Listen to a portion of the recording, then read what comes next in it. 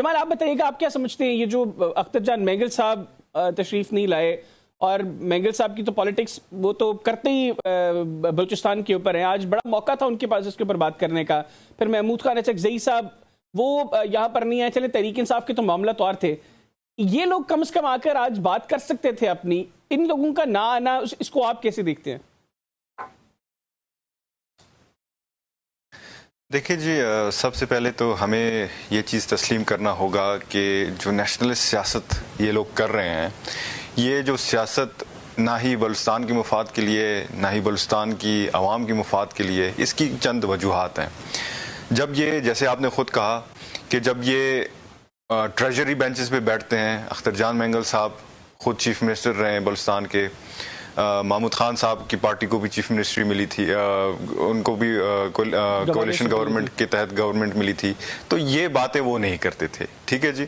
لیکن جب جیسے ہی وہ اپوزیشن پہ آ گئے تو ناراضگی بھی سٹارٹیں ہو گئی، پھر گریونسز بھی آ گئے، تحفظات بھی آ گئے حکومت سے، اور پھر آپ نے عمران خان کے دور میں دیکھا.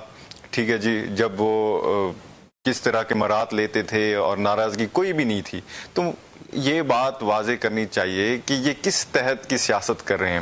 ہم فیڈریشن کی سیاست کرتے ہیں، ہم عوام کی سیاست کرتے ہیں، اور میں ان پہ حیران ہوں، اور مجھے بہت افسوس بھی ہوا، ایک سیاستدان کی حیثیت سے نہیں بلکہ ایک بلوچستان کے نوجوان کی حیثیت سے مجھے افسوس اس بات پہ ہوئی کہ جب ریاست آپ کو کہہ رہا ہے کہ یہ فلور آپ کا، یہ مائک آپ کا، یہ پلیٹ فارم آپ کا جو کہ آپ مانگ رہے تھے. ٹھیک ہے، پہلے شاید ہمارے پاس ٹائم نہیں تھا یا ہم نے سنجیدہ نہیں لیا، لیکن ابھی ہم چاہتے ہیں کہ آپ آئیں، بولیں، ہم آپ کو سننا چاہتے ہیں.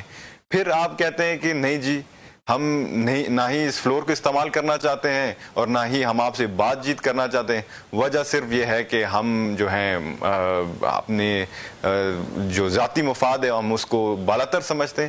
تو میں سمجھتا ہوں ایسی سیاست قطعاً نہیں کرنی چاہیے. ہمیں لوگوں کو بیوقوف بھی نہیں بنانا چاہیے. بلوچستان کے لوگ جان چکے ہیں کہ اصلی سیاست کون کرتا ہے، کون کس نے کتنی قربانی دی ہے. میں بڑی رسپیکٹ کرتا ہوں ان کی، لیکن مجھے بڑا افسوس ہوا جب میں نے وہ برکھا دت والا انٹرویو تھا. بلوچستان کے اندر جو انسرجنسی میں ایک بڑا ایلیمنٹ انڈین انوالومنٹ ہے. محمود اختر جان مینگل صاحب نے ہر چیز ڈسکس کی، اس میں ہر چیز میں انہوں نے اسٹیبلشمنٹ کو قصوروار قرار دیا، انہوں نے ریاست کو قصوروار قرار دیا. انہوں نے ایک منٹ بھی بلوچستان کے مسائل میں جو اس وقت بھارت کا رول ہے اس کے اوپر انہوں نے کرٹیسزم نہیں کی. مجھے بڑا افسوس ہوا اس انٹرویو کے بعد. دیکھیں جی، یہی مسئلہ ہے بلوچستان کا کہ ہم سچ نہیں بولتے. ہمیں پتہ ہے کہ سچ کیا ہے. ہم یہ جو دہشت گردی ہے یہ پچھلے کئی دہائیوں سے چلتا آ رہا ہے، اور اس کی ایک وجہ ہے کہ یہ جو زخم ہے یہ کیوں نہیں بھر رہے. وجہ یہ ہے کہ ہم شاخیں کاٹ رہے ہیں. ٹھیک ہے جی، ہم نے ابھی تک جڑوں پہ وار ہی نہیں کی، اور ہمیں پتہ ہے کہ جڑوں کدھر ہیں. افغانستان میں ہے، انڈیا کی انوالومنٹ ہے. ایک چھوٹا سا مثال دیتا ہوں آپ کو. 29 جولائی 2011 کو میرا 13 سالہ بھائی حکمل رحسانی شہید کیا جاتا ہے، جو کہ ایک جو فٹ بال میچ میں مدعو کیا جاتا ہے، پھر اسے دہشت گرد شہید کرتے ہیں. ٹھیک ہے جی، اگلے دن نیوز میں آتا ہے، دی نیشن ایک نیوز پیپر ہے، اس کا شاید آپ نے بھی سنا ہوگا.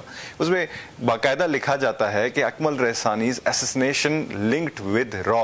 پھر ادھر لکھا جاتا ہے کہ را جو ہے BLA BLF جیسے تنظیموں کو فنڈ کرتا ہے کہ یہ بلوچستان کی امن کو سبوتاج کریں. دوسرا، اگر ثبوت ہی ڈھونڈنا ہے تو کلبھوشن یادو سے بڑا ثبوت تو نہیں ہے ہمارے پاس. ہم یہ قطعاً رول آؤٹ نہیں کر سکتے کہ تھرڈ جو فیکٹر انوالومنٹ بلوچستان میں ہے. جو ڈالتے ہیں وہ کیوں ان چیزوں کو کیوں ڈسکس نہیں کرتے، ان کے اوپر کیوں بات نہیں کرتے؟ دیکھیں جی، اختر مینگل صاحب کو ابھی I have huge respect for him، بزرگ ہیں ہمارے، لیکن ہر چیز ریاست پہ ڈالنے کا نہیں ہوتا. ٹھیک ہے جی، ہمارے اپنے بھی ایشوز ہیں. ٹھیک ہے جی، تعلیم کا ہمارا ایشو ہے. ہم اگر کہیں کہ ریاست کا ایشو ہے، اسٹیبلشمنٹ ہمیں تعلیم نہیں دے رہا، یہ بھی غلط ہے. پنجاب کا، ہم اگر پنجاب کو بلیم کر رہے ہیں، ہر ہمارا وزیر اعلیٰ بلوچ رہا ہے، ہر ہمارا گورنر پٹھان رہا ہے.